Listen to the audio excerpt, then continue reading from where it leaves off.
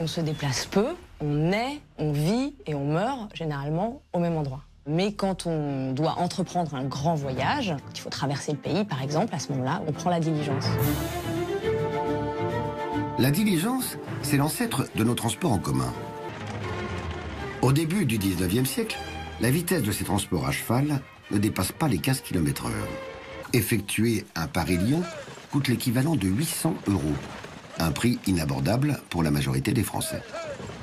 Louis-Philippe va moderniser notre pays pour lui faire rattraper son retard sur ses grands voisins, l'Angleterre, mais aussi la Prusse. À peine monté sur le trône, il donne l'impulsion pour que le pays s'équipe d'un moyen de transport totalement nouveau, le chemin de fer.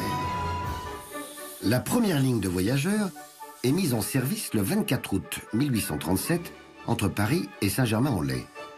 Elle ne fait que 20 km, mais tout le monde veut l'essayer. 18 000 curieux empruntent la ligne le jour de son inauguration. En 30 ans, 17 000 km de voies ferrées sont construites. Un gigantesque maillage en étoile va relier toutes les sous-préfectures de province à la capitale. La France se couvre de ponts, de tunnels et de gares. C'est un chantier absolument colossal. On passe de paysages ruraux et agricoles à de nouveaux paysages industriels.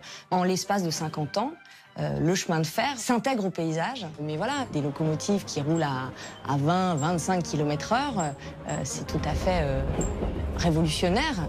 Les temps de voyage sont divisés par 2, puis par 3, puis par 4, puis par 5. Et ensuite, il ne faut plus que une dizaine d'heures pour relier Paris-Lyon, alors qu'il fallait quasiment 3 jours en diligence.